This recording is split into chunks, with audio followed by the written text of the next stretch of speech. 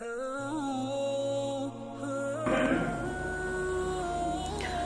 باللہ من الشیطان الرجیم، بسم اللہ الرحمن الرحیم۔ آج ماہ مبارک رمضان کا چوتھا روزہ اور قرآن کریم کے چوتھے پارے کے خلاصے کے حوالے سے آپ کی خدمت میں حاضر ہوئے ہیں۔ اس پارے کو خداوند متعال نے دو حصوں کے اندر تقسیم کیا ہے۔ سورۃ آل عمران کے اختتامی حصے کو ذکر کیا اور سورۃ نساء کے ابتدائی حصے کو ذکر کیا۔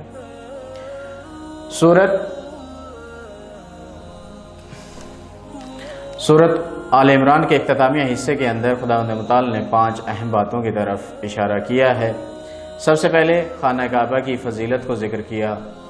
کہتے ہیں کہ خانہ کعبہ کی فضیلت کس کی وجہ سے ہے؟ یہ سب سے پہلے والی عبادت گاہ ہے جس کو حضرت ابراہیم علیہ السلام اور ان کے فرزند اجمد حضرت اسماعیل علیہ السلام نے مل کر بنایا تھا، اور کہتے ہیں کہ جو شخص اس حرم کے اندر داخل ہو جائے اسے امان مل جاتی ہے۔ اس کے بعد خداوند متعال نے باہمی جوڑ اتحاد کو ذکر کیا۔ کہتے ہیں جو اللہ تعالیٰ کی رسی کو مضبوطی سے تھام لیتا ہے وہ کبھی گمراہ نہیں ہوتا۔ اس کے بعد عمل بالمعروف اور نہی عن المنکر کو ذکر کیا۔ وہ سب سے بہترین قومیں ہیں جو نیکی کا حکم دیتی ہیں اور برائی سے روکتی ہیں، اور وہی قومیں کیا ہیں؟ فلاح پا جاتی ہیں۔ اس کے بعد جس چیز کا ذکر آتا ہے وہ 3 غزوات کا ذکر آتا ہے۔ غزوہ بدر کا ذکر آتا ہے۔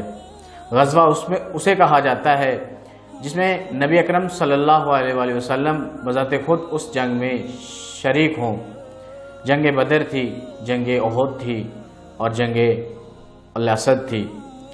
کامیابی کے 4 اصول خداوند متعال نے سورۃ آل عمران کے اختتامی حصے کے اندر بیان کیے ہیں۔ سب سے پہلے صبر کو ذکر کیا اور اس کے بعد صبر کا حکم دیا گیا۔ اس کے بعد سورۃ آل عمران کے اختتامی حصے کے اندر خداوند متعال نے 4 اہم اصول کامیابی بتائے ہیں۔ سب سے پہلے صبر کو ذکر کیا اور اس کے بعد مصابر کو ذکر کیا اور اس کے بعد مراتب کو ذکر کیا اور اس کے بعد تقوی کو ذکر کیا۔ صبر کسی چیز پر اگر آپ پر کوئی مصیبت آ جائے تو اس پر صبر کرنا، اور اس کے بعد مصابر کیا ہوتا ہے کہ کسی کو صبر کا کہنا، اور اس کے بعد مراتب کیا ہوتے ہیں کہ ہر وقت انسان کو کیا ہے؟ دشمن کے لیے تیار ہونا چاہیے اور آپس کے تعلقات کو بہتر بنانا چاہیے، اور آخر میں تقوی کو ذکر کیا۔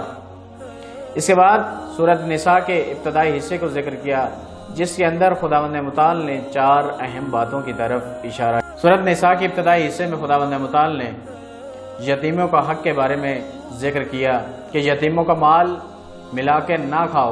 اس کے بعد تعداد ازدواج کو ذکر کیا کہ انسان ایک مرد بیک وقت 4 ازدواج کر سکتا ہے اس صورت میں کہ وہ ادائیگی حقوق کر سکے۔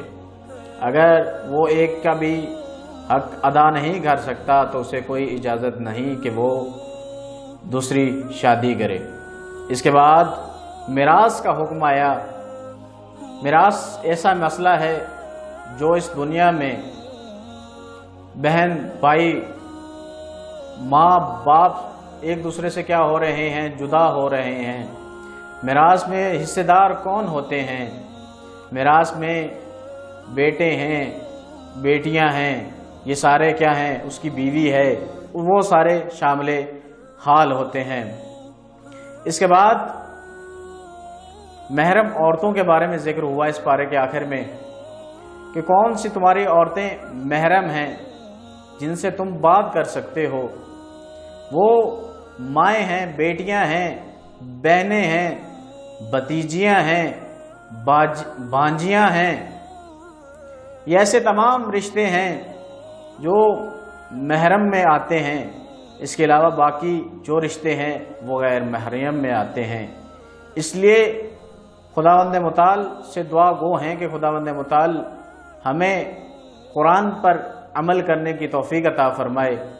یہ تھا چوتھے پارے کا خلاصہ آپ کی خدمت میں پیش۔ وصلی اللہ علی محمد و آل محمد وجل۔